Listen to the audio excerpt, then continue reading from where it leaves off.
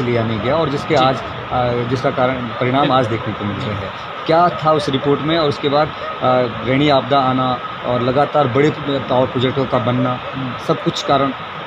तो 1976 की रिपोर्ट का कल मैंने फेसबुक पर एक जो है कटिंग उसकी लगाई है, जिसमें कि 1976 में मई के महीने में 15 मई 1976 को जो गोपेश्वर में एक बैठक हो रही है, उस बैठक का एक वृत्त रखा हुआ है और उसमें देख रहे हैं कि जोशीमठ में जो भूस्खलन की स्थिति है उसको लेकर के तब की सरकार, जो कि लखनऊ में बैठी हुई सरकार थी, कितनी गंभीर थी।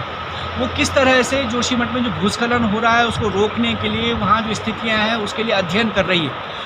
और एक आज की सरकार है जो कि देहरादून में बैठी है, जिसके लिए जोशीमठ केवल 300 किलोमीटर दूर है और उसकी गंभीरता का ये आलम है कि वो पिछले 1.5 साल से लगातार बोलने के बावजूद उस पर ध्यान नहीं दे रही है। 1976 की मिश्रा कमेटी ने जो कहा कि जोशीमठ जो है एक भूस्खलन के मलबे पर, यानी कि जो बर्फ़ के द्वारा लाया गया मलबा है उस पर टिका हुआ है, तो लिहाजा यहाँ बड़े निर्माण कार्य नहीं होने चाहिए। इसको अगर बचाना है तो आपको ढालों पर वृक्षारोपण करना पड़ेगा, यहाँ नालियाँ बनानी होंगी, यहाँ निकासी की व्यवस्था करनी होगी। तो कुछ चीज़ें उस समय की गई लेकिन कुछ चीज़ें रह गई। और जो निर्माण का जहाँ तक सवाल है तो हम देख रहे हैं कि 76 से और 2000 के बीच में जितना निर्माण हुआ उसके बजाय आप सन 2000 से, जब से राज्य बना उसके बाद से जितनी परियोजनाएं वहाँ, जितनी सड़क वहाँ आई है वो जो है उसके मुकाबले कहीं ज़्यादा है और उसी का दबाव है। चाहे वो 2021 की ऋणी आपदा हो, तपोवन वाली आपदा हो, और चाहे जो है एनटीपीसी की सुरंग हो, चाहे ये बाईपास का निर्माण हो, ये सब जो है इन्होंने सबने मिलकर के जोशीमठ के भूस्खलन को आज के दिन पर उसका परिणाम। एनटीपीसी की ओर से सुरंग से किसी भी प्रकार के खतरे होने की बात को डिनाई किया जा रहा है, टाला जा रहा है, लोगों को मौका मुआयना करवाया जा रहा है। कितना मानते हैं कि एनटीपीसी सही जानकारी जनता तक पहुंचा रही है, लोगों तक पहुंचा रही है? मैंने जो है अपने वक्तव्य में पहले भी इस बात को कहा, इस बात को तय बचाओ संघर्ष समिति का भी आपने नेतृत्व किया है। किस तरह के हालात धीरे धीरे विवत्स होते जा रहे हैं और किस तरह की रिपोर्टें पूर्व में आई थी जोशीमठ की संवेदनशीलता को लेकर?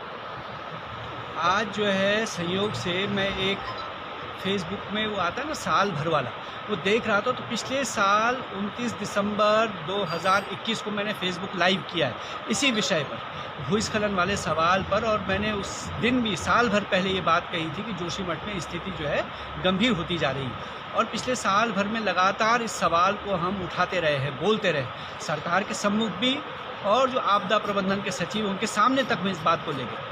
हमारे ही दबाव में पहले स्वतंत्र वैज्ञानिकों की एक कमेटी ने सर्वेक्षण किया, उन्होंने रिपोर्ट दी।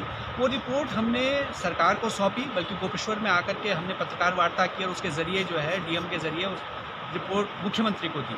उसके बाद सरकार पर दबाव पड़ा और सरकार ने एक कमेटी बना करके अगस्त के महीने में जोशीमठ भेजी।